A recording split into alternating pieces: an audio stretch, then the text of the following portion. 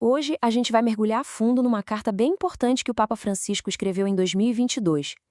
É uma reflexão que vai, sabe, direto ao coração da fé católica, a missa.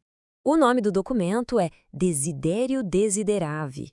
E olha, é bom deixar claro uma coisa: isso aqui não é um novo livro de regras, nada disso. Pelo contrário, o Papa apresenta o texto como uma meditação sobre a beleza e a força da celebração cristã, um convite para todo mundo, para todos os fiéis. E tudo começa com essa frase, que são as palavras de Jesus na última ceia. O Papa Francisco usa isso para mostrar o tema principal. Existe um desejo profundo, um desejo de Deus de estar em comunhão com a gente. É esse desejo ardente que é o motor de toda a reflexão dele. Ok, então vamos entrar no problema que o Papa Francisco identifica. Ele fala de uma coisa que ele chama de mundanismo espiritual, que na visão dele acaba enfraquecendo a nossa fé nos tempos de hoje. Esse tal de mundanismo espiritual é o ponto central. O Papa descreve isso como uma tentação bem perigosa para a Igreja, que aparece de duas maneiras. Dois venenos, digamos assim, que a gente precisa entender. E aqui estão eles, gnosticismo e neopelagianismo. Os nomes parecem complicados, né? Mas a ideia por trás é até bem direta.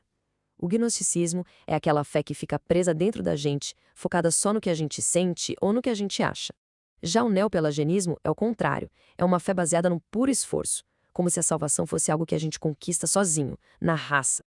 Então, tá. Qual é a solução do Papa para isso? É aqui que a coisa fica interessante. Ele diz que a própria liturgia é o antídoto mais poderoso que existe contra esses venenos espirituais da nossa época. Vamos começar com o primeiro problema, o gnosticismo. Ele cria uma fé isolada, que só olha para si mesma, que fica presa na mente e nos sentimentos de cada um. E o antídoto é a própria liturgia, que liberta a gente dessa prisão. A celebração não é uma coisa individual, ela pertence a Cristo e a toda a Igreja. Quando a gente reza e diz nós em vez de eu, a natureza comunitária da missa já combate de frente esse veneno do individualismo. Agora, o segundo problema, o neopelagianismo. Ele nos envenena com essa ideia de que a gente pode se salvar pelos nossos próprios méritos, tratando a salvação como um prêmio a ser conquistado. E aqui vem a cura. A celebração litúrgica purifica a gente, porque ela anuncia o tempo todo que a salvação é um presente, é de graça. Participar da missa não é uma conquista para a gente se orgulhar, é se entregar a um amor, a um dom que a gente recebe, não que a gente merece. Então, o ponto-chave é este. Para o Papa Francisco, a liturgia não é só uma recordação de algo que aconteceu lá atrás. É um encontro real, garantido, em tempo real com Cristo vivo. É a chance de ouvir a voz dele e receber o dom dele, hoje. Agora vamos para um desafio central que o Papa Francisco levanta.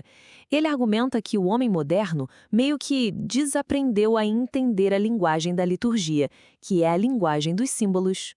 E o que é fascinante aqui é pensar que a missa fala através do mundo físico, das coisas concretas. Isso faz todo sentido com a encarnação, onde o divino se tornou palpável. A liturgia não é sobre conceitos abstratos, é sobre a realidade que a gente pode tocar e ver. É só a gente parar para pensar no vocabulário da liturgia. Pão, vinho, óleo, água, fogo. Até as cores das roupas do padre, os gestos que a gente faz, o silêncio. Tudo isso forma uma linguagem que mexe com todos os nossos sentidos. Uma linguagem que está enraizada na criação e na nossa experiência humana. E isso nos leva à pergunta central que o Papa acredita que explica muito da dificuldade que a gente tem com a missa hoje em dia.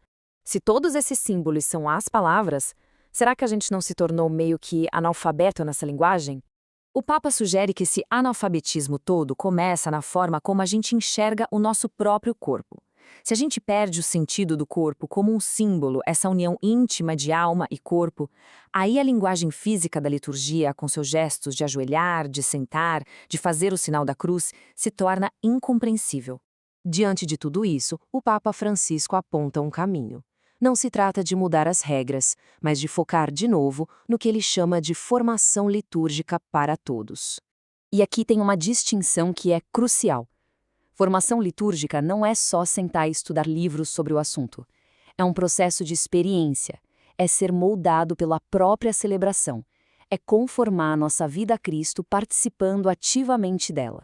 Para explicar isso, o Papa usa uma imagem muito bonita. a de um pai ou um avô ensinando uma criança a fazer o sinal da cruz. Ele descreve aquela mão maior guiando a mãozinha pequena. O significado do símbolo é passado ali, no gesto, na vivência, não numa explicação teórica complicada. A gente aprende fazendo.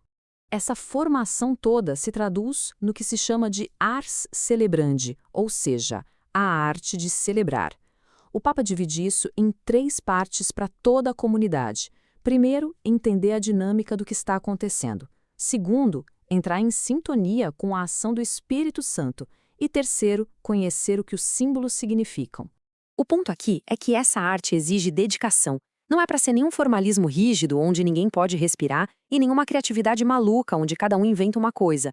Exige, sabe, um respeito profundo pelo rito, deixando que a própria celebração nos ensine a sua arte. E assim, essa nossa análise da carta do Papa nos deixa com uma reflexão final.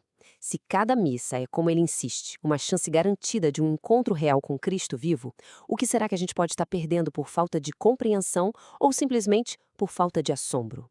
É uma pergunta que convida a gente a redescobrir a profundidade do que acontece bem na nossa frente.